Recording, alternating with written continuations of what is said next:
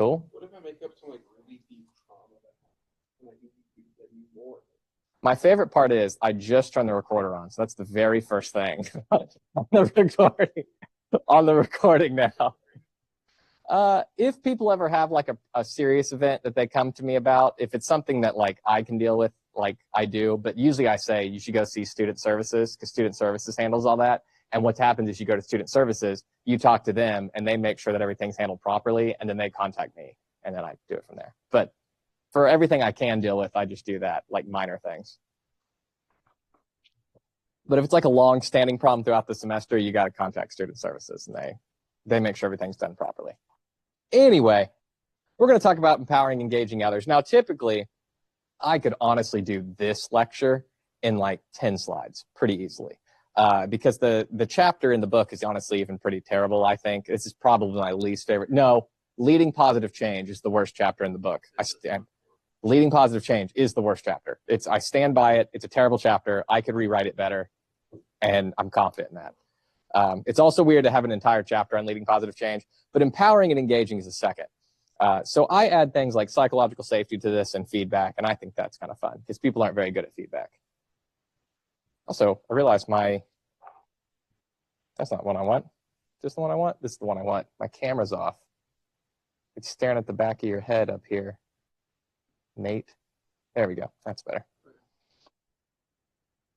All right. So let's get rocking. Empowerment.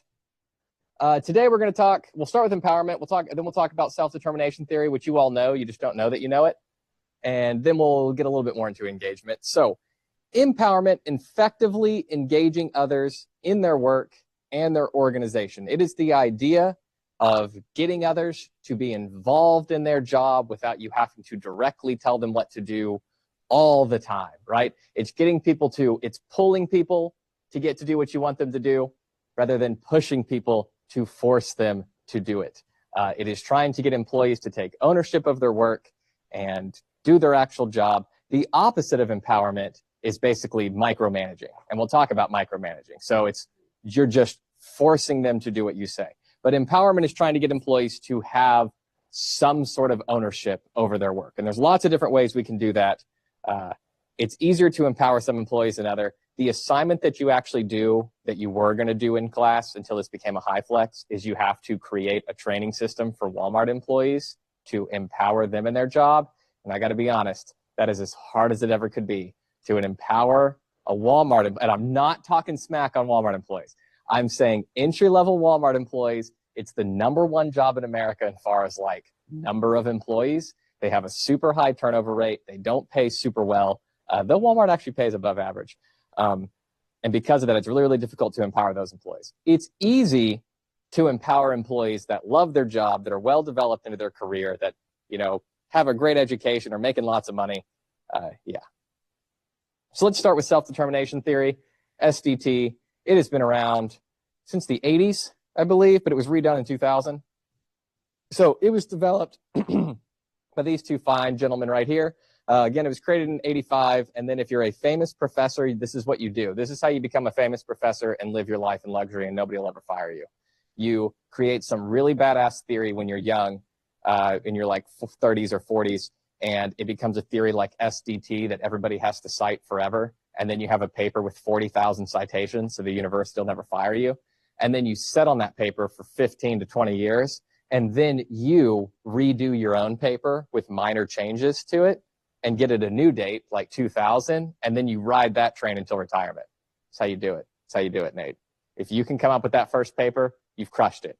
And that's what they did with SDT. And so now we're coming around a time that they should probably update it, but honestly, they could be dead. I have no idea where they are now. But anyway. Or is it still writing their time? They probably.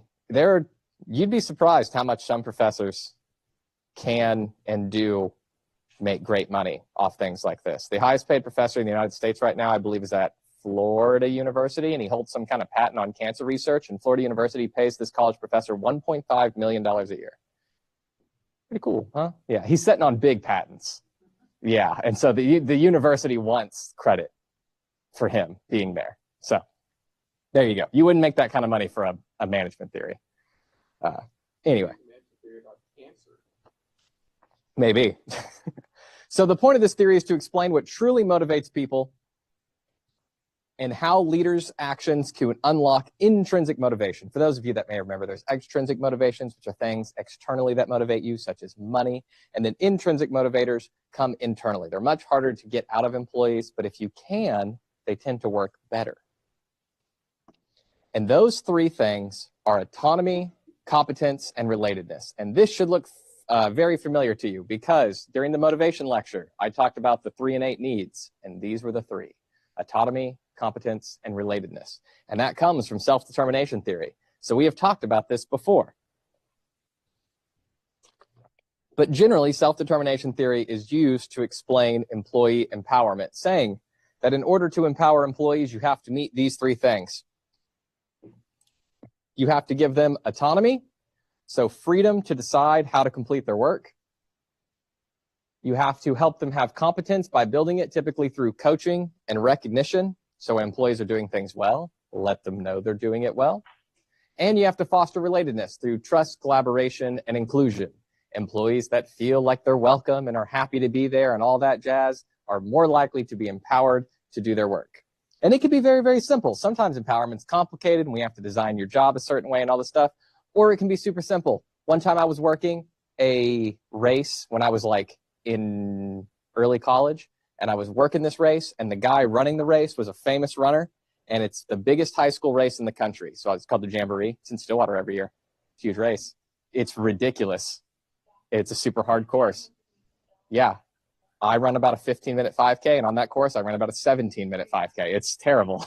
But I was working that race one year, and there was like this kind of sketchy corner that everybody had to take, and it was really, really easy to get lost. And the organizer of that event said, "Seth, I'm going to have you stand here, and you're going to direct everybody to make sure they don't miss this turn." And these are like the top college athletes in the world that are about to run this course. And I was so nervous, and he pointed at me and he said, "I trust you. I wouldn't want anybody else to do this." And he left, and that sentence alone set me for 12 hours that day. I was good to go. I ran that as hard as I could. I was fully locked in that whole time. So sometimes it's super simple, things like that. He doesn't even know I tell that story, but I remember that. Now, if you give autonomy to an employee that doesn't have competence, then you get chaos.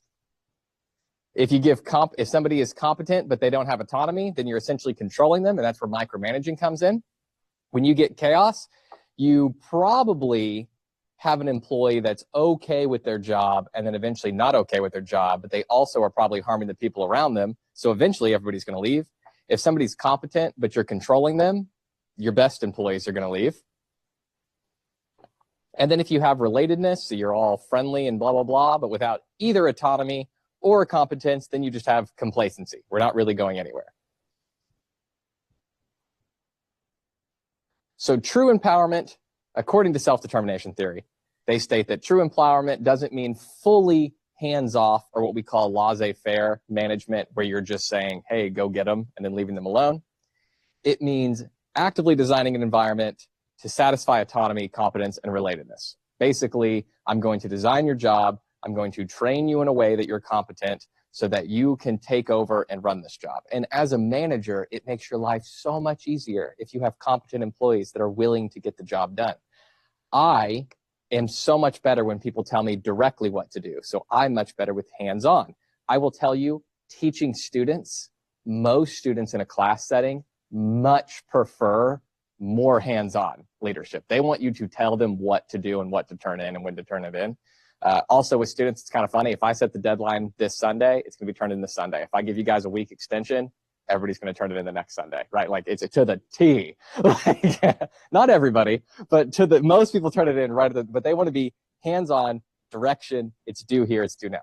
People like my wife, not at all. She wants to come into a situation and wants as little guidance as possible and to take over. But we'll talk about having the guardrails completely off, which is why we talk about the double-edged sword of empowerment.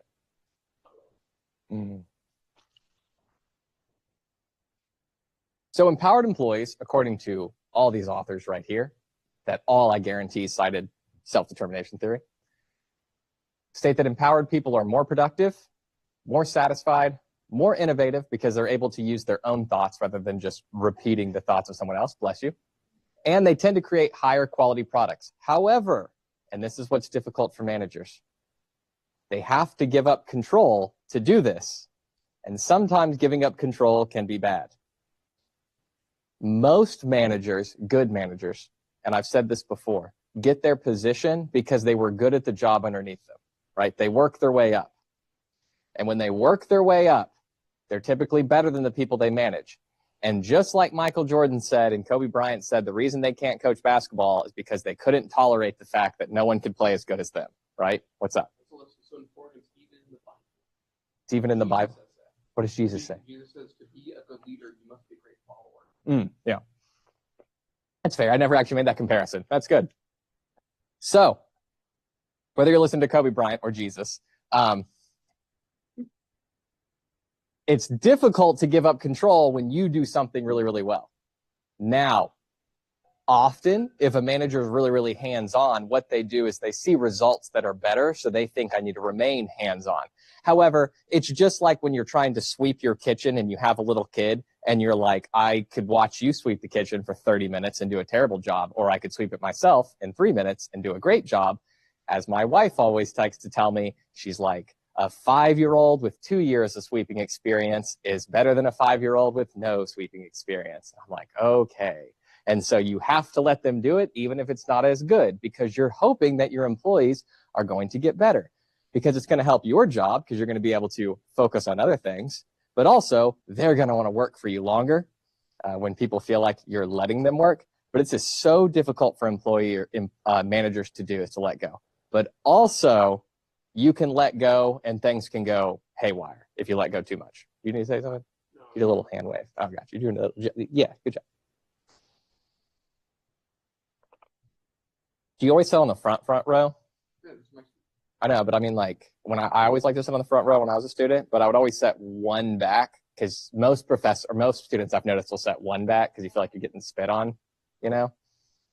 I also remember when everybody was in class, I used to have one professor that would always come up. This is an old school way of teaching. And they would come up and they would like sit and talk. And that used to stress me out when I would sit there. Sorry. Okay. Here we go. Oh, so it's not easier to hear. Yeah, there you go. So we're going to look at Zappos, which I actually, am I saying that correctly? It's a shoe company. Zappos? You don't know who they are? Aren't they an online company? Yeah, they work through Amazon. Yeah. I have Yeah. You have what? Oh, okay, cool. They give you a free pair of shoes. Mm-hmm. Yeah, see, I didn't know a lot about them. I knew the name. I've never said the name out loud. But the only reason I know them is because of this case. So, double-edged sword. So, Zappos, an online shoe retailer, owned by Amazon. I knew all that because I wrote it. Adopted what's called it's always difficult for me to say this because fighting through Lisp. Holarcracy. But anyway, around 2013, basically what this means is instead of being a hierarchy structure, they were like, we're not going to be a hierarchy. Instead, we are going to create these little circles of self-managed teams. In its true form, this is like a really innovative, weird way to run a company, in my opinion. But what they're doing is instead of being like, we have a CEO and we have vice president. I just taught about structure yesterday in a different class, so I'm thinking about this. Instead of having like a CEO and vice presidents that run different areas like finance, marketing, and whatever, and then project leaders of different projects and all this stuff, and then people within those projects working for them, what we're going to do instead is we're going to create a circle over here, and we're going to throw like 10 people in it. And we're going to be like, your job is to focus on customer satisfaction. Go. And then we're going to go to this group over here and be like, you're marketing all of our products. Go. And that's it. No leadership. Nobody in the group's designated anything. No even clear goals necessarily. It's just you're in charge of marketing. You're going to figure it out. You're going to set your own goals. You're going to design this, your own deadlines. You're completely self-run within the company. Okay. And the idea and the theory behind it was if everybody feels more even, then you're going to get more ideas because they feel like they're psychologically safe, like we'll talk about later. It's truly like the ultimate form of empowerment because, they're doing whatever they want, kind of. And the best leaders will emerge However, if any of you guys have ever worked in college teams, you know that the leader that emerges is often just the loudest person, right? Which is why sometimes having managers actually delegate's good. So no fixed job titles. Oh yeah, they don't do job titles. I forgot about that. There's no job titles. They just do roles. You're in marketing, not like manager of marketing or whatever. You're marketing. And they can shift and be fluid as needed. So if I need to move you from this circle to that circle, I can, or if you're in all the circles, it's whatever. So very, very loose. Everyone's empowered, increases innovation, flexibility, and ownership, removes bureaucracy. That's another one I used to really struggle to say, but I think I've got that one ace now, bureaucracy. Now, in reality, you what? Yeah. Well, see, we talked last week. I dislocated my jaw like 7 years ago. So when I teach, I have a splint in my mouth to like protect my joints when I'm talking. And so it makes it really bad. But when I first dislocated it, I couldn't say anything. It was terrible. The reality, employees struggle with the ambiguity and decision paralysis. Basically, they didn't know what to do. They weren't sure who was in charge or who to listen to, and no decisions were being made. Leadership became unclear. There was no one to listen to. There ended up being no unified voice to resolve conflict. So if I had a problem in the circle and you had a problem in the circle and you had a problem in the circle, one good thing about a hierarchy is we want them to kind of figure it out. But ultimately, one person can just say no. When you all do your student groups, right, and you're working on these projects, you all debate about things and you fight about things, and occasionally there'll be a problem that'll get super escalated. Like people are really having a problem within the group and there's no solution for like a week, and I'm getting emails about it. And eventually I can just step in and say, do it this way, right? And that's kind of the idea of like a manager, a leader, somebody that can just finish the conflict, right? Because then you can all point to me as the problem. I said, you do this and you do this. And they can be like, well, I disagree, but Professor Smart. So there's some benefit to that. And then lastly, they had no prioritized projects. So I may think one thing's important, you think something else is important, so nothing's getting done. 18, so almost a fifth of the employees left voluntarily within a year. So they lost basically 20% of their employees within a year, citing that it was just pure work chaos. Eventually, they softened their approach by keeping some self-managed team principles, so they still allow these groups to kind of operate, but they heavily reinforced the structure. I always thought that was funny, because if you read the true case on it, Zappos says that they softened their approach by heavily reinforcing structure, and I always thought that was great, because really what they did is they came in and were like, you're going to report to this person, and they're going to make definitive decisions. They started reintroducing job titles instead of just these roles that they were operating in. It was weird. But this is the case study that if you were to like Google what's an example of empowerment going wrong, this is probably the case that would come up like 9 out of 10 times, because it was like 1 year and it all went to hell. And it was a very innovative strategy that they were trying to do. So empowerment can be great, but empowerment can also be bad without guardrails. Moving on. Let's talk about them a little bit more detail here. We're going to talk about micromanaging and unclear boundaries and all that stuff. My mic's still on? Great. Again, no idea how long the battery life is going to be. Unclear boundaries have been proven to actually create anxiety. I've only taken B-Law one time, and you don't have to take it in your master's, which is weird to me. I got my MBA, no B-Law. But I took B-Law from the Payne County judge, and she was an excellent judge and definitely knew everything she was doing. Not the best professor, right? Sometimes that's just how it is. But her final was so ambiguous. And at the end of the class, I learned that just doing her final in any form would get you an A, right? But basically her final was like, go to an actual hearing, because you can just go to the county, courthouse and go to them, and write 20 pages about your experience and like incorporating class principles. That's so vague. I don't know what I'm talking about, what I'm supposed to do, whatever. And it turns out that freaked a lot of people out. And she told us that every year she gets all this anxiety and all these people freaking out about the project, and that her projects are all over the place. And I saw that like lots of people would just like fail this thing. And I turned in just whatever I thought, and I did okay. But that's when I thought, I should have a little bit tighter boundaries, which is why I do things like give you all examples, knowing that if I give you examples on assignments, every assignment I get turned in is going to look just like that example. It's just what it is. And that's okay. So when people are told that they're empowered, but don't know what they're actually supposed to do or don't feel confident in what they're supposed to do, they develop insecurities. They feel failure, overstepping, or ultimately making the wrong call, only if they care about working there. I will say that some empowered employees are cool to do nothing and be okay with it. I'll never forget in high school having a friend start working at Walmart, and I said, "What did you do?" And they said, "I went there the first day and they gave me a vest and told me to go on the floor, and that was it for the first week." And I was like, "What did you do?" And they're like, "I walked around until my shift was over." And I was like, "That's crazy." Not to keep throwing Walmart under the bus, there was a case of at Walmart where an employee had a job there, and he would show up, clock in, and then go work a full-time job somewhere else, and then come back and clock out. He did that for over a year.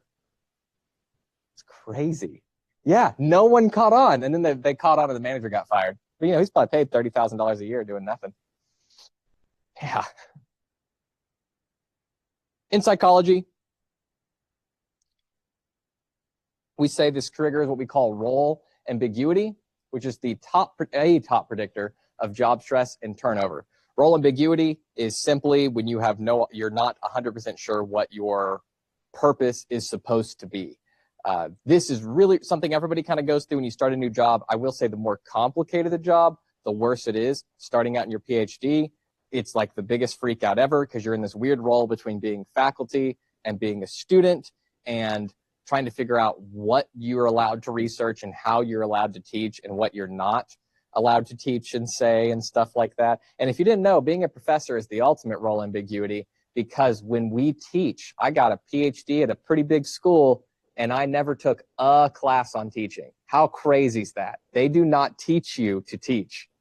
Isn't that wild? I always thought that was crazy. That's different at some smaller PhD programs actually focus on teaching. I was never taught how to teach in a classroom. They don't at all. They just tell you to do it. That's why everybody's style is so different, because you have no idea. You just have to figure it out on the way, or don't figure it out. And You're fairly smart enough to learn to teach. Well, they say you have a PhD so you know the material. Yeah, but not to tell the material. That's why I have students all the time say they really understand it, but they don't know how to tell me it. So that's why I teach easy things. Congratulations. Now, we say that leaders can fix this by setting what we call bounded autonomy. Easier said than done. It's saying here are your ultimate parameters, and you do it. I will say the best way to do it is to say, here are your guardrails, so you can't do this, this, and this. You can operate within this. You have 2 weeks to solve the problem. Then you tell them what their goal is. If people have a goal and they have like a time frame, and then you say when you can escalate. So like if you can't figure it out or whatever, you can come ask me, and then figure out whatever you do to get there, right? You need to increase sales by 10%. You have this quarter to do it. I can get, let me know how many team members you need and anything you need from me. Besides that, go get it. That kind of helps a little bit. Then we have the illusion of empowerment. This occurs when leaders say employees have power, but they don't actually relinquish control. And most of you have probably been in this before. One time coaching gymnastics, I was in charge of designing new curriculum and training the new employees that were coming in. And my boss had started the business years ago, and her husband had run it forever. And she was trying to work less. And so she gave me the power to train these employees and develop the curriculum. And I said, great. And the day we did the training, she was in the training room doing paperwork in the corner and interrupted me no less than once every 10 minutes over a 2-hour training session. So at the beginning, I had full ownership of this, felt really, really confident in it, like I had my stamp on it. And at the end, I felt like nothing, right? When students come to me with your all's business plans and you have questions and stuff, I'm always so careful about what I say and what I do because it feels like your idea and you're writing for a while.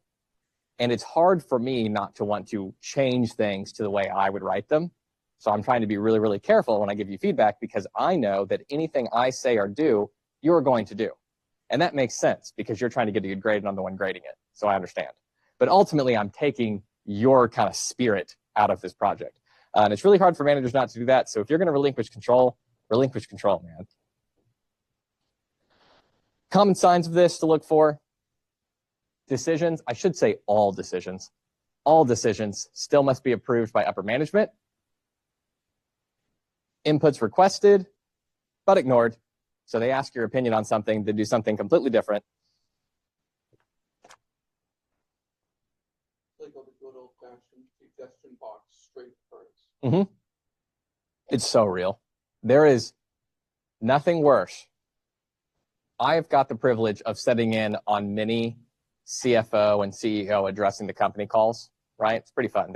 It's very common now to do it over Zoom, and you'll have so like my wife's company, the CFO does it once a quarter and the CEO does it, I think, once a year, but it's a massive Zoom call with everybody. And so all your employees, and they allow you to enter questions or ask questions while you're there to this very rich CEO. And I will tell you, looking at them, I know that employees that have been there long enough at every company I've ever seen this believe that their question doesn't matter at all, because anything they ask isn't going to change anything, right? It's going to change nothing. The CEO is going to address it in a roundabout way, and they're going to move on. So employees don't ask questions. You sit in a quiet room the whole time. Sometimes they do. One time my wife asked the CFO where he got his t-shirts because no one was talking, and he wore really funny t-shirts. I was like, it's good enough, I guess.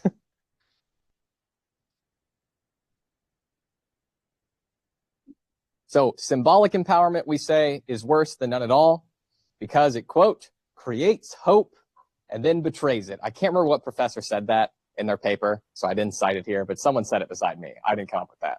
But it's the idea that it's better to be a micromanager than to tell your employees that they're in charge of something and then to step all over them the whole time they're trying to do it. Not only do you kind of crash their hopes there, but also future empowerment will never work on them because they've basically learned not to. And that leads us to micromanagement. Micromanagement, that is what I've been saying. You're controlling everything this person does. Crushes all autonomy and competence. When I ask students, what's the worst trait of a manager? Micromanagement typically comes up. When you survey employees about what's the worst part about their manager, one of the things they say is actually they need to work on their people skills, but one of them is micromanagement. Also, on the same light, I did look up the industries with the most conflict and least conflict. Most conflict was guessed by the majority of students. You want to guess what industry has the most conflict? Healthcare. Healthcare. Most conflict. Least conflict was interesting. There's no study on least conflict besides a couple of little surveys that were only looking at remote work. So I wouldn't trust this. But remote work, least conflict was education and IT. So you said IT? There you go. It's conflict amongst employees, amongst each other. Yeah, so healthcare, really, really high.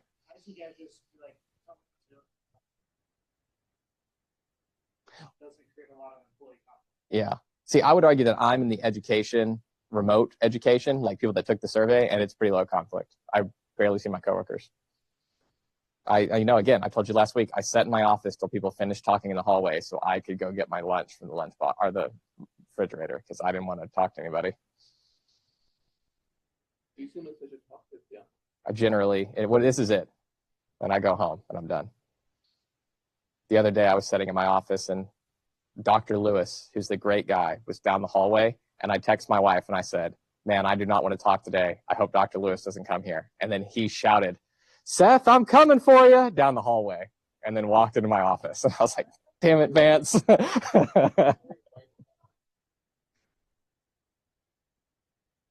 And no, it's never bad. Yeah. I'm just not as talkative as people think, and I do think I try to be generally friendly, so people like to talk to me, and I appreciate that. And but yeah, I'm actually a more quiet person. No, students are actually different. I actually prefer to talk to students. But yeah. Anyway, so employees under micromanagement have actually shown higher stress and anxiety, which is funny. There was a time that we believed, this is like back in the 30s and 40s, that employees wanted to be managed, and if a manager like really took charge, it would relieve the stress and anxiety from this. Do you know what theory that also crosses over with? This will mess with you. It's the theory that husbands should be like dominant over their housewives. That was like what people believed in psychology in like early 1900s, was like women are really prone to stress and anxiety. So husbands should make all the decisions in the house because it'll reduce their anxiety and stress. That's like the same theory for managers should control employees' decisions because they'd have lower stress and anxiety. And then it turns out no, and people that get to make their own choices have less anxiety and stress. So there you go. It reduces creativity, obviously, and then it creates what we call learned helplessness. Have you heard of learned helplessness? Have we ever talked about it? Very common. Learned helplessness, employees that all their decisions are made for them lose the ability to make decisions for themselves, which is why I'm careful when I email students to answer certain things. If you ever ask me a question that's in the syllabus, I had a professor one time tell me, wait 24 hours to respond to it. Because if it's in the syllabus is what I'm saying, like when's this due, or how many points are left in the class, stuff like that. I try to wait to respond because I'm not trying to create learned helplessness. Because I used to answer every email like that immediately, and then those students will just email me over and over again. I had a student that used to email me when everything was due every single week, and just do it at the same time every single week. Sunday at 11:59, man. But yeah. Harvard Business Review in 2020 found that micromanaged teams had a 30% lower engagement and higher turnover intent. They actually did this study because it was peak COVID, and micromanagement went up during COVID because in a virtual environment, you would think being separate from your manager would make it harder for them to micromanage you. Modern technology, not so much. People that work remote, they can do things like track your keystrokes and make sure that you're actually on the computer doing stuff and see how many times you open up stuff. My wife, there's like this new training thing that her company does, and she's gone through it. And every day she gets on and clicks it and then clicks out because it tracks how often you logged into the program, right? So according to her bosses, she's logged into it every single day. Yeah, so micromanagement, there you go.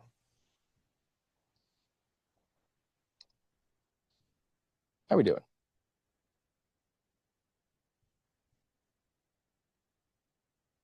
Oh, I had a question. I don't know how long ago this was. Sorry, I don't have any sound coming. Oh, good. You just asked it. Awesome. What about all the people who hate micromanagers but have no drive and lack skills and need someone to be on them all day long? That's a great question. So there's two sides to this. One, sometimes that's a learned behavior. When I work with managers, sometimes that's a learned behavior that they have employees they don't feel are working hard and doing what they're supposed to be doing. So they constantly control what they're doing. And then it's creating learned helplessness. So the manager actually has more of a hand than they think. However, what I think you're leaning into is more so that you get employees that come in that don't have the skills or are not doing the job unless someone's on them all the time, but they hate micromanaging, which is super, super common, especially for entry-level jobs. All I can say for that is, as a manager, you have to sometimes be okay with employees failing. So it's okay to lay out expectations and be like, you need to get this done, and prod it a little bit and give them the chance to get it done. As long as they have the skills. It's not cool as a manager to set somebody up to fail. If they can't do something, they can't do it. I'll answer your question in 1 second. So set them up to complete something. And then when they don't, as a manager, you always have it in your back pocket of, I gave you this task. You did not complete the task on your own accord. So we have to do something differently. Ultimately, what you're saying is what we call the start of HR, which is this idea of you have to hire the right people to avoid this altogether. So there's no like clear one-off answer besides if you have the right people in there that have the skills, then as a manager, it's easier to get your hands off and not do anything. But also I see managers micromanage people that actually don't need micromanaging. It's just, like I said at the beginning, the toddler sweeping the floor that doesn't do it as good as you. Managers think that they're failing when really they're just not as good as you are, right? And you have to let them do it to get better. It's when students send me papers and say, does this look good? And I want to change everything about it because I want it to be written the way I would write it after being in college for 13 years. But instead, I have to be like, this is good for what you're doing, and I don't want to completely alter your work. You just need to fix this and this. What was your question? I'm sorry. No, I got there? I got there eventually? Cool. Thank you, Robert. I hope that was a hard question to answer because it's so broad and it's so specific to each situation. Because some employees, it's easier than others. But I I'll sympathize with you on this. When I worked in Stillwater as the manager at that gymnastics facility, all my employees were late high school and early college students, and they definitely hate being told what to do. But a lot of them were, I'm going to say it, a lot of them were lazy, right? They were high school students and they didn't really care. And so that was really difficult for me. I kind of learned to give them my expectations, let them try, and inform them when they fail and consequences. So eventually what I saw was they would have enough failures, they would let go and they were out of the company, or they would get it together. And you just have to kind of have a tolerance for failure sometimes, which is difficult, especially because if you're a successful person, good at your job, you don't like to watch other people fail.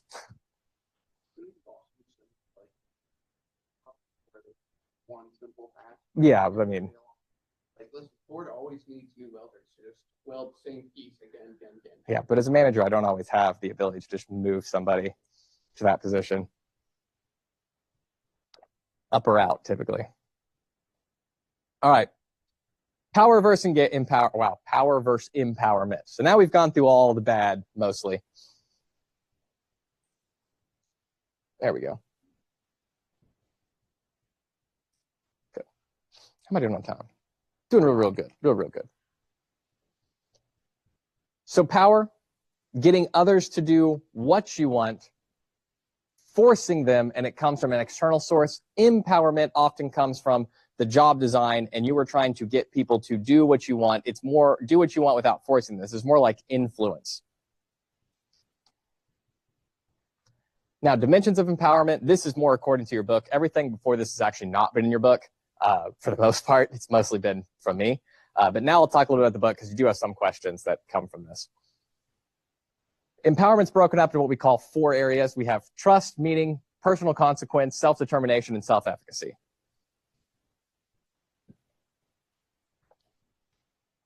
Empowered employees should develop self-efficacy, which is the idea of competence and self-determination theory.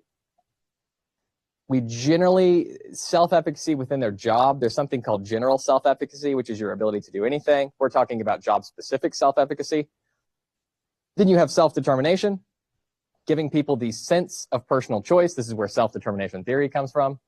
It's the idea that if you give people autonomy, competence, and relatedness, they feel like they have control over their life. This is also locus of control. Personal consequence, people have to know that their failure has a sense of impact on them. Hopefully, if they like your organization, that impact is, oh, look, the organization doesn't do as well and you care. But in Robert's question, it may be, oh, look, you didn't do your job, and the consequence is you don't have a job. And that's a problem because you have to have a job. You need money and food, mostly. I do kind of miss the early college days where I was just poor as hell. And for some reason, less worries. Wasn't that weird? You know, barely enough money to pay rent, barely enough money for food, no kids, no wife. I die in a ditch. I don't care. Like, this is great. Probably the second to read. What? Yeah, the wife and kids is a lot. It's stress. Not because they're stressful. It's because fear of them being okay is stressful. That's really what it is. I lost my balance over here. It gives people meaning and then ultimately trust, which a sense of security is going to be important when we talk about psychological safety. I'm so excited for psychological safety. So we'll talk a little bit about developing empowerment. I don't want to spend too much longer because I want to stop by 6:30 so then we can talk about the in-class assignment and then do psychological safety and then get out of here and go watch Dallas probably destroy the Cardinals. I'm confident. And I don't like Dallas, but I'm confident. Yeah, but I've seen the Dallas' offense also. So developing empowerment. First, set very, very clear goals. We've talked about SMART goals that I wish I'd have been born 40 years earlier and I could have created. Set clear goals. Provide opportunities for personal mastery. And then as a manager, do your best to model the correct behavior. So if you're a manager that expects your employees, this is one that's actually kind of controversial with managers. You want to hear, sometimes I've learned that students want to be like screw managers, right? Because a lot of you have been employees and now you're going to college and you're going to be managers. I will say this, when I talk to managers and I'm like, you have to model good behavior. So if you're employees are coming in late or not being timely to responding to emails, you need to be here early and respond to emails on time. And the immediate response I get is, I'm way busier than my employees. I can't always be here at 9 a.m. or whatever, right? I'm like, well, then, I guess screw me. Like, why am I here? So, but anyway.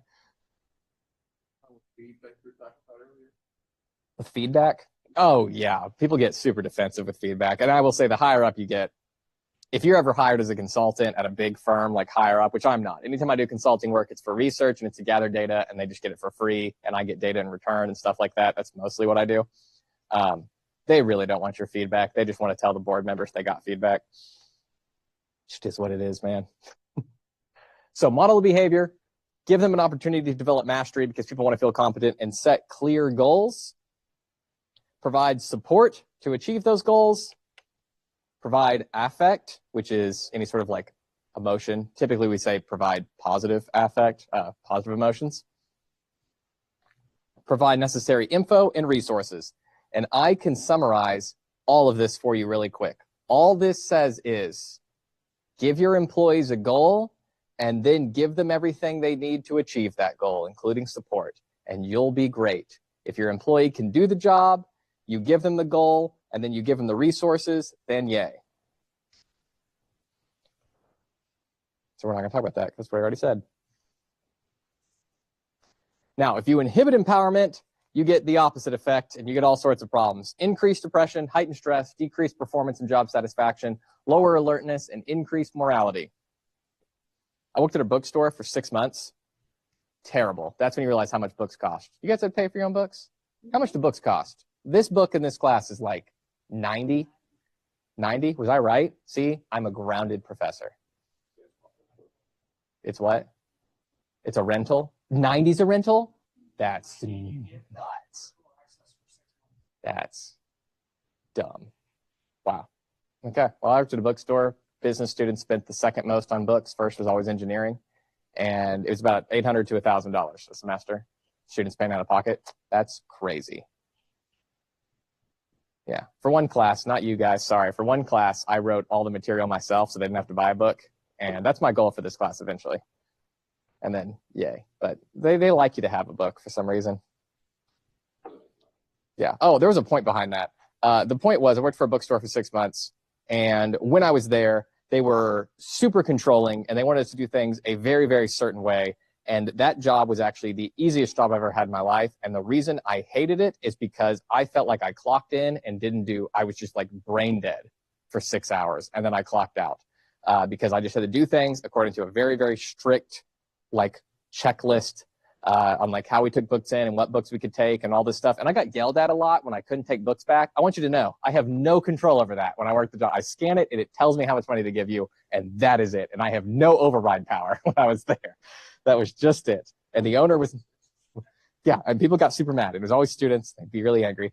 I was a student too, and I was scary. And I don't like.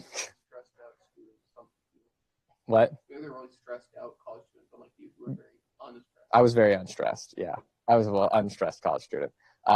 But there was ultimately inhibited empowerment there, which, you know, it was probably on purpose because he constantly was getting new employees every semester. He didn't need like hardcore training or anything like that. So I was just clocked out. Now, the advantages are obviously everything great that we've already talked about, but I want to talk quickly before I get into here about Walmart really, really fast, because we're going to talk about them in our in-class assignment that I'm just going to go over. So Walmart, if you survey everybody, because everybody's been to a Walmart, and ask them, what's the worst thing about Walmart? What's the worst thing about Walmart? The customers. The customer. That's sort of true. They don't have Apple Pay? That's a good one. Let me rephrase this. When you go to a Walmart, the company does a lot. We can all agree low prices for the most part, and big selection, right? Big selection, low prices for the most part. Is that fair?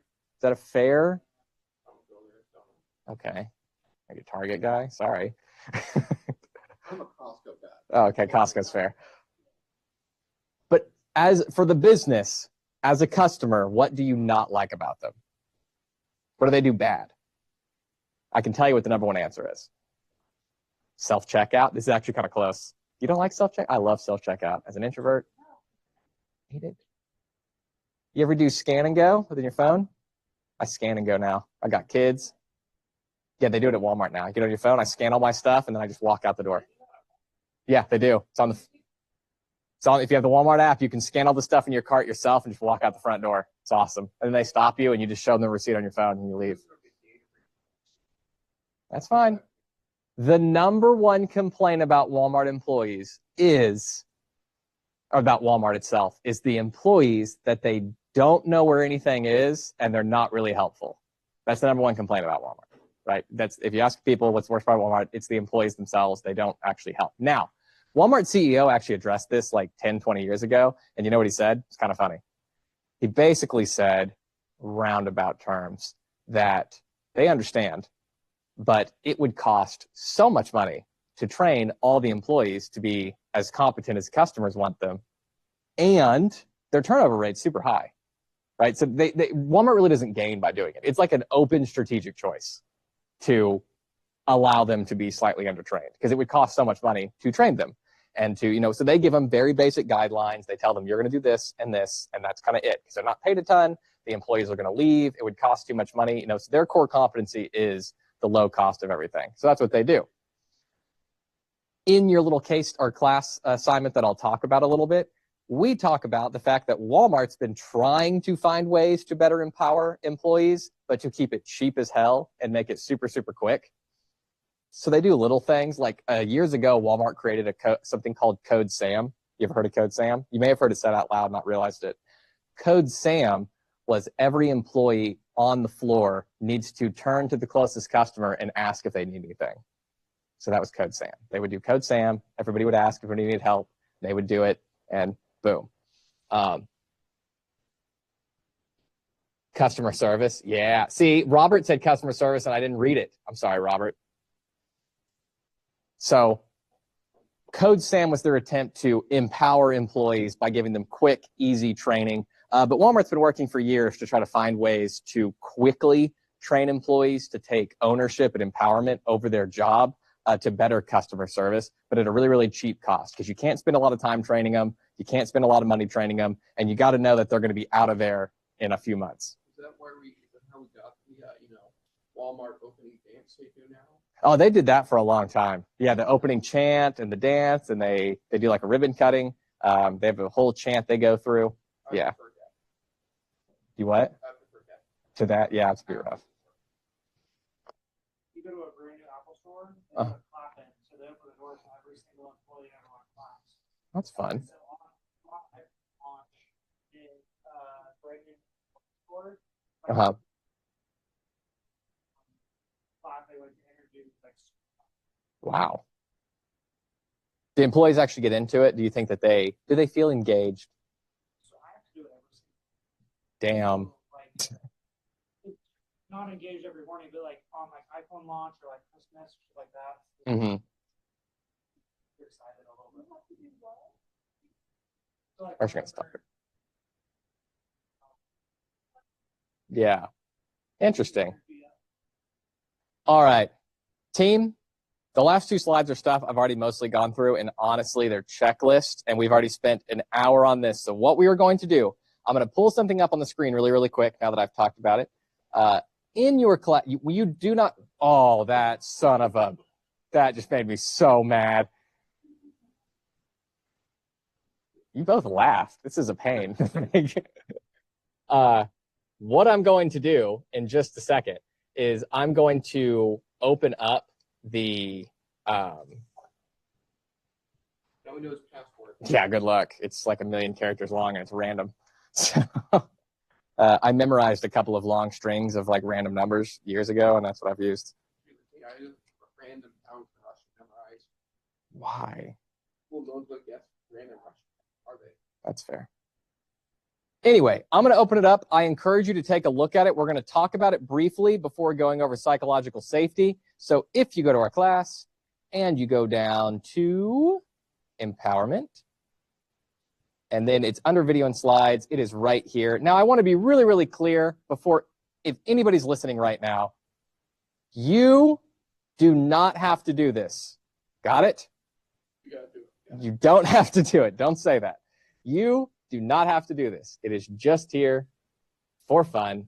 We're going to talk about it a little bit, but it is 6:31. Let's come back like 6:36, 6:37. We're going to talk about this, do psychological safety, and get out of here. I'll also have your first part of the lecture question when we get back. Before we get started, you have two parts to your attendance question.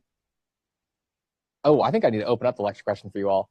The first part is, can you remove hierarchy without removing leadership?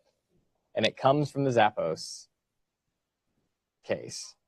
Can you remove a hierarchy, so like a hierarchy structure, without removing leadership? It's up to you. Let me open up your, what's up? What week is this? Week, is it 11? 12. Is it 11? It's 11. It all starts to bleed together to me, man. Relatable. Yeah. Sorry, I forgot to turn the recorder off during that break, so everybody just sat in silence for a minute. Wait, it's 10. 11? Maybe it is 11. I'll adjust it later. Last week was 10? Okay, good. That's how it is, man. There you go. So one more time. It's in the slide in case you forget it. Can you remove hierarchy without removing leadership? Any thoughts, Jed? Any thoughts? You don't think so? You don't know yet? Yeah, it's a deep thinking one. I kind of like, I think it's a good question. Is that part one? That's part one. We'll do part two later. How many people think we'll miss part one? 30? I'm actually going to miss it on purpose. That's dumb. I don't need the bonus. There's no bonus points. It's just the lecture question. So I give you all this. If you didn't get a chance to look at it, it's fine. We're going to talk about it briefly here on the Walmart scenario here. So Walmart, I can't remember exactly where I got this because I got it a couple of years ago. They were trying to develop fast, effective training for their floor staff specifically to improve upon the two things that we talked about being the problem, which is people aren't very friendly. They're working a second job. They're not even there. And they don't know where anything is, which is crazy because sometimes I feel like I know Walmart better than a lot of the employees. So the original assignment is identify the key skills needed by the Walmart associates, choose effective training methods for each objective. Wait, I missed one, didn't I? Yeah, identify key skills, develop measurable learning objectives, choose effective training methods, and then outline a basic training program. Now, this is kind of a scenario that I've set every student up to fail in. So when they used to have to do it, I really set you up to fail because 2 30-minute sessions is not enough time to make someone friendly or to make somebody understand where everything's at in the store. I've had students say stuff like, well, why don't you give them like a map and tell them to go home and study it? And that's because it's illegal. You can't require them to do that on their time off unless you're paying them. You can give it to them. That's completely fine. And you can give it to them and say, know this, but you cannot require them to know it off the clock. They have to learn it on the clock unless you're paying them for that time. It gets really, really weird. So my answers were fairly straightforward. But again, I don't think this is the best way to do it. Otherwise, Walmart would implement it. It's just what I have, assuming the internet cooperates. No. This will be the time I pause the recorder while we figure out the better days. All right, so for skills, the skills are pretty straightforward. This is the part that most students have no problem with. Store navigation knowledge, so where things are, product knowledge basics, and customer interaction skills. Now, I actually want to dive down here a little bit. Technically, if you're doing this well, you should have employees working certain sections and only that section. So they really only need to know the products in that section and then generally where other things are. So you can do that actually fairly quick. So if you organize this correctly, not every employee needs to know everything. Measurable objectives should be tied directly to the skills that you're trying to teach, right? So you can actually give them very specific objectives. So like if I was to test you, you'd be able to identify 8 out of the 10 customer requested items during a timed practice exercise, right? Things like that. Anything I can actually measure. But then we get to the training methods, and this is difficult. I did customer service simulation, which is super difficult to actually implement in a short amount of time. Guided map challenge is actually be fairly easy, and I've seen this kind of thing actually done with department stores and stuff before, where it ends up being kind of like a fun scavenger hunt thing of just mark where all the things are. And believe it or not, that sounds childish. It's actually really effective to just be like, I just need you to tell me where things are, and you're good to go. Now, the basic structure, this is the hard part where I know that I'm setting up people to fail. You have 30-minute sessions. So you're going to have to teach this in a way that Professor Smart does not teach it, which is efficiently and fast. You're going to have to be, boom, on it. So 2 minutes of introduction. I said 13 minutes of the department spotlight mini tour, where I want to take them through half the departments. This is what's here, this is what's here, this is what's here. 10-minute guided mapping challenge, where now I need you to map everything I just showed you and tell me where everything is, like on a layout. And then 5 minutes of recap. Now, the next one, I have a longer intro because I want to review what we did last time, 5 minutes. Then we're doing the remaining departments, and then we're doing the customer service simulation, where we're going to sit here and talk and blah, blah, blah. Thinking about it now that I'm saying it out loud, I think I actually would rather switch customer service to the first one and then add the mapping challenge here and survey them over everything all at once. I think that would make more sense. And then get feedback in closing, and that's basically it. I put, and this is kind of cheating because I told the students they had to do it in an hour, I put continued practice and positive feedback on seeing customer service skills on the floor. So customer service is, you can actually teach department locations pretty fast.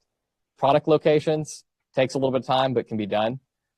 Teaching customer service and soft skills is hard because even people that have good soft skills have to be motivated to use them. So if I'm there and I don't care, it's difficult. So you can give them the basics. In a 10-minute customer service simulation, I would be telling my employees very basics, such as start with, hey, how can I help you? Or what can I do today? And a smile. And then you're going to not interrupt. You're going to listen to them. And then you're going to give the most direct answer you can, or you're going to direct them to where they can get the answer. And sometimes that's the app. If you ever go to Lowe's, they pull their phones out and they pop the app open a lot, and they've been trained to. I don't have a problem with it. But as soon as I learned how they were doing it, I just did it myself on the app. So, but it's fine. So you got to teach them very, very basics in 10 minutes of what you expect. And then every time you see it on the floor, you have to say something about it. You have to say, good job, or you did that, I appreciate it, whatever, right? That's it. It's honestly an assignment that I like when I have a class that we have a time to do it. That's why I wanted to talk about it a little bit, because you are kind of given an impossible task of solving Walmart's issue with extremely limited resources, because Walmart has a lot of resources, but they're not going to allocate them to this. So with that, let's talk about psychological safety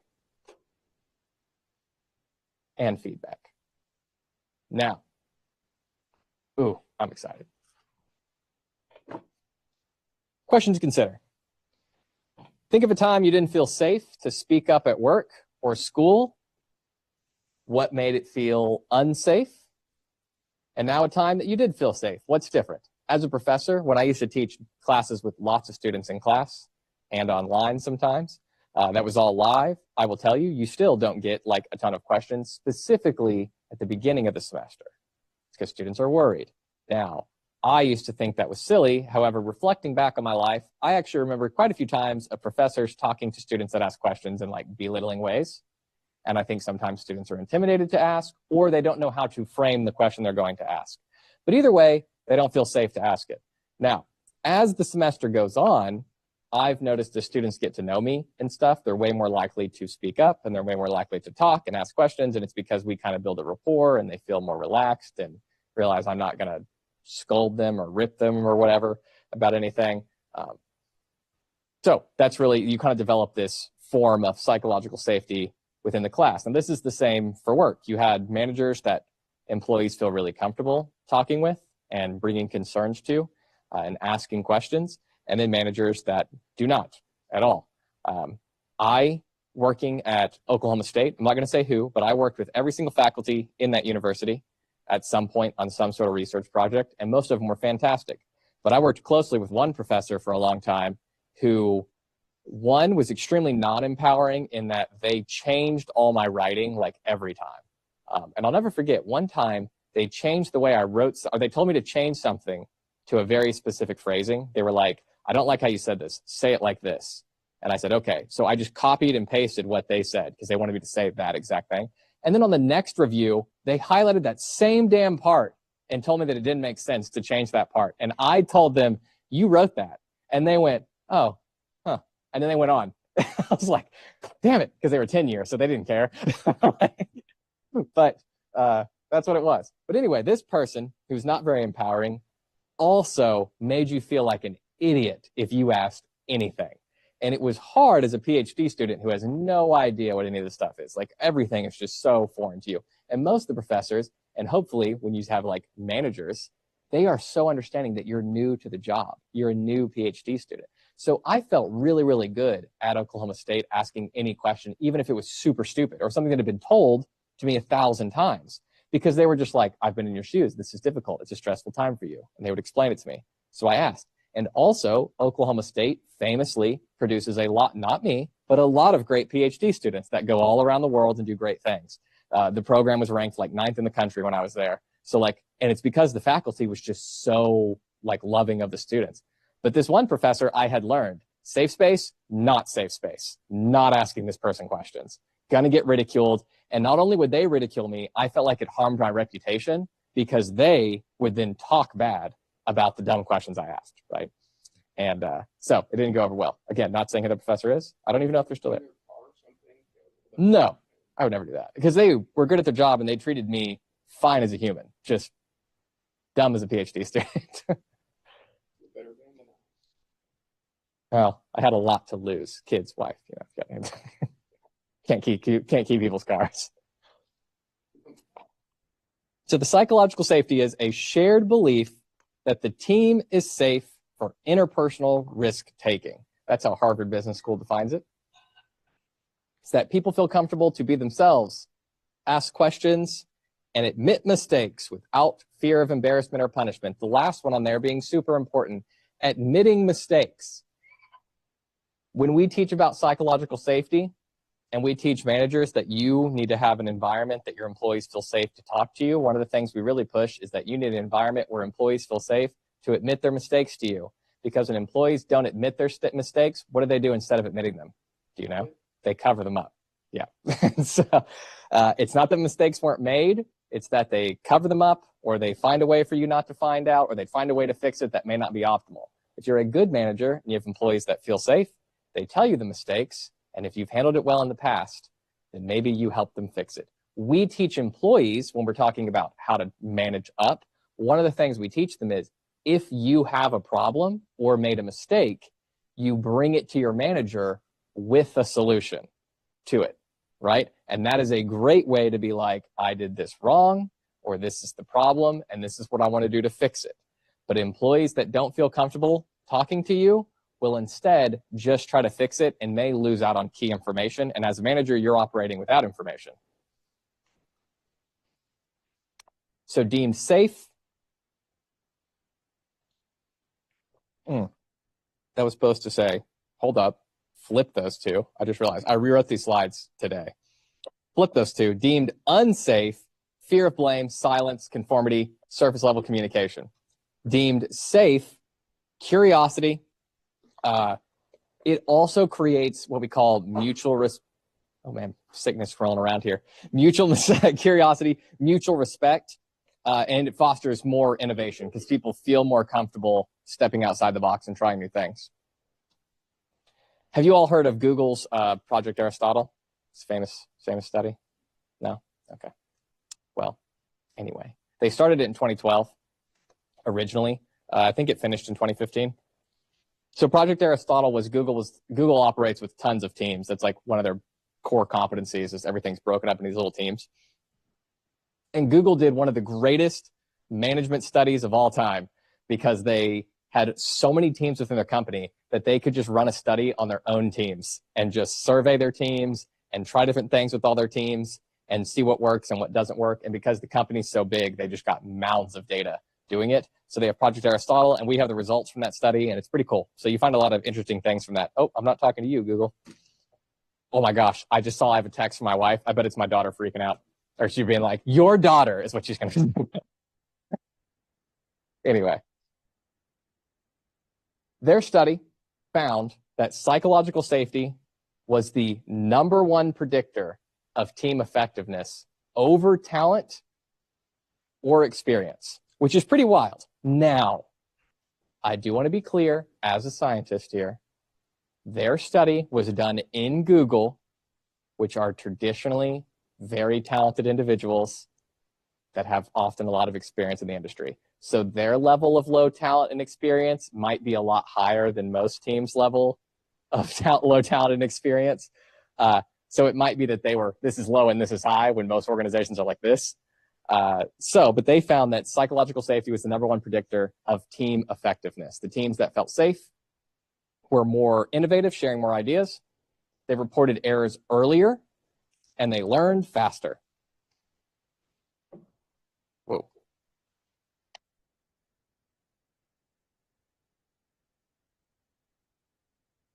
Things that can damage safety. And then we'll talk about things that can build safety. Public criticism or sarcasm, we pretty much tell managers to never criticize anybody publicly about anything, really. You do it one-on-one or with HR if you have to. Ignoring input or cutting people off. When we talk about feedback, we tell you that you should always let them finish what they're saying. It is a bad habit of a lot of people, and one that I'm guilty of wanting to speak as soon as I think I understand what they're trying to get across. Let them finish what they're saying. Withholding information from your employees, punishing risk-taking behavior, or as managers, when we talk about the empowerment, the idea of I know best mentality. I can sweep the floor best, so I'm not going to let my toddler sweep the floor. What's up? Actually, my manager right now, Uh-huh. with a massive amount of turnover. Uh-huh. Like out of my work habit, have to cruise new hires. Yeah. Constantly. Because he has 4 out of all these traits first floor. Yeah, well, there you go. Even just cutting people off in public, Uh-huh. public criticizing anyone who makes a big mistake. He got on me for doing a fireable offense, having $20 in my cash drawer. Uh-huh. He's like, "Oh, you're supposed to put that away." I'm like, "I've never told that. You've never trained me on cash." He's like, "Well, yeah, I can fire you for it." I'm like, "Are you going to?" He's like, "No." I'm like, "Okay, then." Yeah, it's I mean, most of this stuff has quite a bit of research behind it, and then sometimes I read it out here and people are like, "Oh yeah, that's obvious, I won't do that." But then, like, honestly, out there it's just happening all the time. Why do we keep these under? So, psychological concept of this, when psychological safety is broken, people actually enter self-protection mode generally.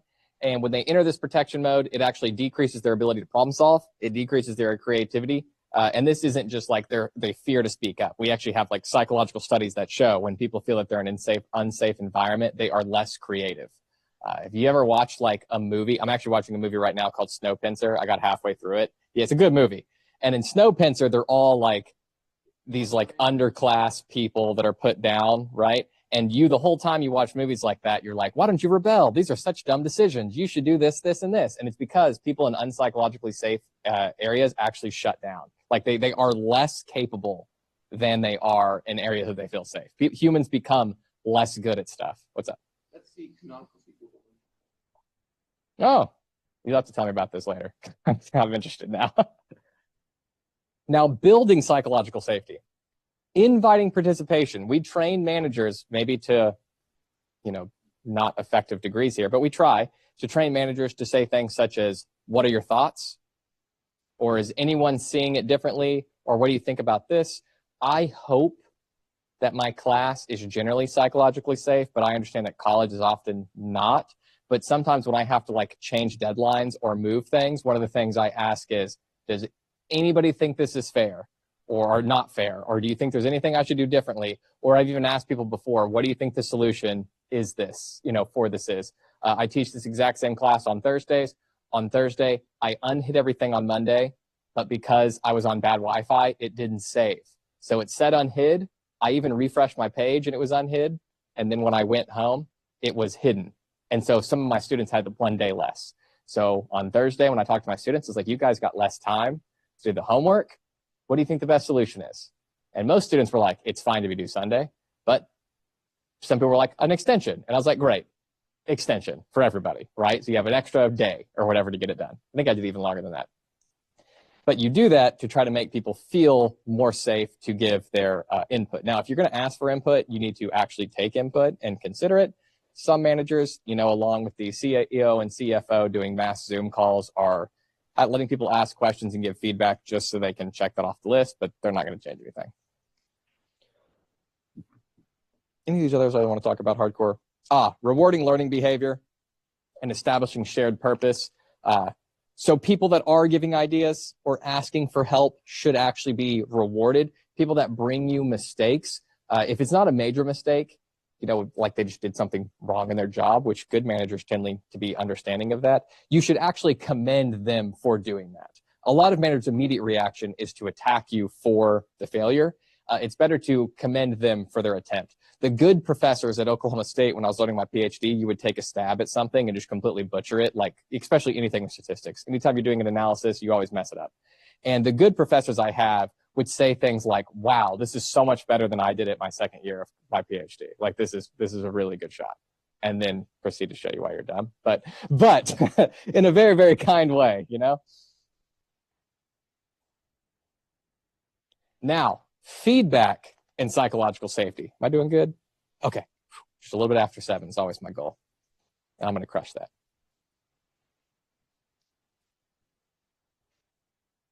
So one of the most difficult things for people to receive and to give is feedback. I struggled with it as a manager. I was not a very good manager at giving feedback, and I used to be super bad at taking feedback. Then as I got older, I got better at receiving feedback. And as a professor, I constantly work on my ability to give feedback. I hate telling students they did something terribly, but sometimes students don't do things right. And so it's hard for me to do that. So we talk about that in ways because feedback has to be done. So what are ways that we can do it and maintain psychological safety? Because giving someone feedback, especially when it's negative, always is difficult and hard to do. When feedback is handled well, it increases trust. Throwing stuff. I'm out of water now. And when feedback's handled poorly, it increases fear. So a couple of tips on this. 1, reframe feedback as a tool for growth and not judgment. I'm not telling you what you did wrong to tell you that you are wrong. I am telling you what you did wrong so that you can continue to get better. When you give feedback, it should be a conversation, not a verdict, in that we are having a discussion about your performance. I am not coming in here to tell you what you've done wrong. I have my mid-tenure review. If you've emailed me in the last week, I've done my best to respond in a timely manner. But I just finished my mid-tenure packet last Friday. It was a nightmare. And I have a meeting 1 week from today with the dean and everybody where they basically review me for tenure to see if I still get to be a professor. And I will tell you this, they read my whole packet, and I have to do an annual review every year for 5 years till I get tenure. And every time I come in there, they never once have ever come in there and criticized me about anything. Instead, they read my packet, they tell me all the good things I did, and then anything they have questions about or they think might be a concern or they want me to work on or whatever, they bring it up to me and we talk about it. They're not telling me I did bad or I need to change this or I need to whatever. They are discussing it with me and I'm discussing it with them, and I understand their expectations and they understand my perspective, and then we're good. So far, they haven't really had a lot of bad things. I think I'm doing okay-ish. I'm trying. The 3 main goals of feedback should be to reinforce effective behavior, to redirect ineffective behavior, and to strengthen the relationship. Not all feedback has to be negative. Some feedback is just like the Walmart example of they're working on the floor, they're doing something with, they are positive with the customer, and you are saying, I really like how you did that. You were trying to give them feedback that it was good. Which is why we have things like the SBI model, situation, behavior, impact. If you were giving feedback to an employee, especially if it's negative, you used to start with the situation. So yesterday in our meeting, the behavior that they engaged in, you interrupted 2 colleagues before they finished, and the impact, that made it hard for others to share ideas. Now, this is the example I came up with quickly when I decided that I wanted to do psychological feedback or psychological safety and feedback today. However, I think a better example would be anything that's more specific, especially when it comes to like numbers and values, anything I can be very, very objective on, like we have to reach these certain goals and you're not there, anything like that, it's much easier. Which is why I say you should be specific. Focus on the behavior, as always in business. It's fun to say. It's about business, not people, or not personal. Always ask for a response. This is something that, as even though I'd say I'm not a talker, when I am talking, I'm a talker. And I have to train myself to ask for a response, specifically with students. That's why I try to ask for feedback on anything that I give you. Develop and use soft skills, and always in feedback in any way with a path forward. You never want to end feedback in just the abyss. Yesterday in our meeting, you interrupt 2 colleagues before they finished, and you made it hard for others to share their ideas. Have a good weekend. Like, that's not helpful to anybody. So moving to the path forward, even if it's something like, this is something if you'll please work on it in the future. Now, when they do work on it in the future, hopefully, you need to return to that feedback and let them know they did. Which brings us to Kim Scott's Radical Candor Framework, which says, specifically, if you are giving rough feedback, I can just describe it to you quickly here. If you are giving people hard feedback and you are too nice, you're avoiding tough truths and you're actually not getting it across. Sometimes employees won't take you seriously, and other times, if they did do something wrong and you're too serious, or if you're too nice, and you continue to be too nice, especially if they actually experience consequences, they'll start thinking you're disingenuous. So then your niceness is actually perceived negatively. It's perceived poorly, right? Like you're two-faced, essentially. So being too nice is a problem because you're not actually getting anything across. Being too harsh, obnoxiously aggression is a problem. We tell them, managers, for the most part, you should never be angry with employees. You pretty much just need to be matter of fact or kind. And if you're detached, then we call it manipulative or insincerity. Am I saying that correct? Insincerity. Am I saying that correctly? It's the S's. Insincerity. There we go. Insincerity. What a fun sentence. No, a manipulative insincerity. The whole thing is fun to say. Yeah, it's fun. So balance being caring with honesty. Now, receiving feedback is something you should also learn. Listen fully before reacting, always. Ask clarity questions and confirming questions. If you don't have any clarity questions, so you understand what they're saying, you don't need clarity, you should actually always also then ask a confirming question, which may be something like repeating what they say back to them to get them to confirm it to you. This makes you just seem engaged during the conversation. Avoid getting defensive. Avoid getting angry. Express gratitude for the feedback, which is sometimes hard. I used to tell students to be the bigger man when I'm talking about feedback. Maybe I shouldn't be man. Be the bigger person. Because some students have told me they have a manager that's a jerk and they're yelling at them and they're all this stuff.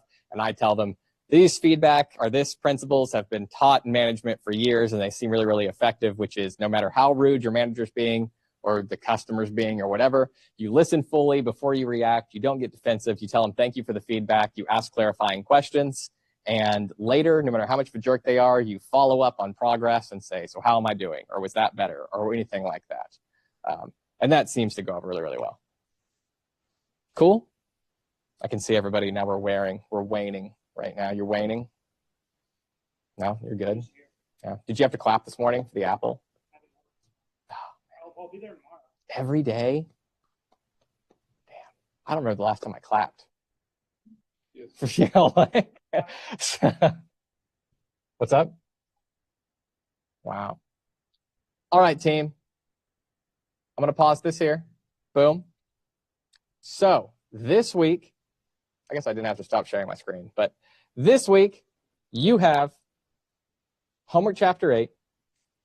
I wrote the homework before I did the psychological safety slides, so don't worry, none of those questions are on them, but empowerment's on there. So you have the homework 8, empowerment. I think it's your easiest homework. I'll say that. It's definitely your shortest homework. It requires more open-ended questions. Your final project, I had a student ask me this today. is due the last week of classes. I believe the last week is here. Maybe somebody correct me. I believe the last week at NSU is December. It's the first week of December, isn't it? Is it the 12th? Okay. And I think that's a Friday. Yeah, it is. I typically have the project due Sunday at 11:59 because I make everything due Sunday at 11:59. So you can turn it in anytime before then. This week, I actually start opening up everything for the final project. So if anybody wants to turn it in, they can. The final project, I will put the final project learning module at the bottom. You'll be able to click it. You'll be able to go in there. You'll be able to submit it.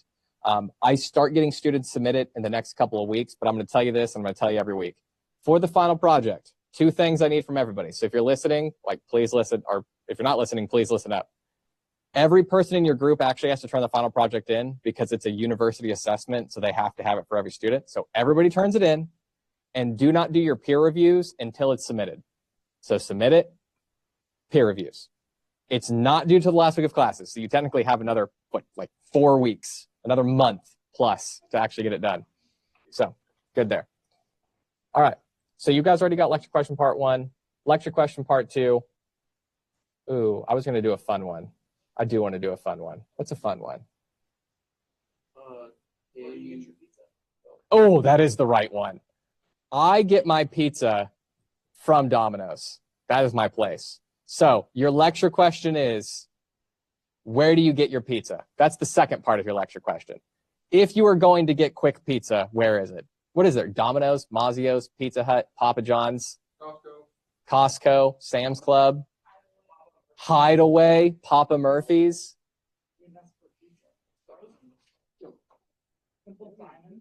Simple Simons. Little Caesars. Casey's? That's a gas station, right? Is it good? It really is. So that is the second part of your lecture question. Please answer that, and you all are good to go. By the way, Huh? Oh, it should. Oh, yeah. If you already have it pulled open, yeah, you have to reopen it. Yeah. A fun little tidbit for you all. My very first date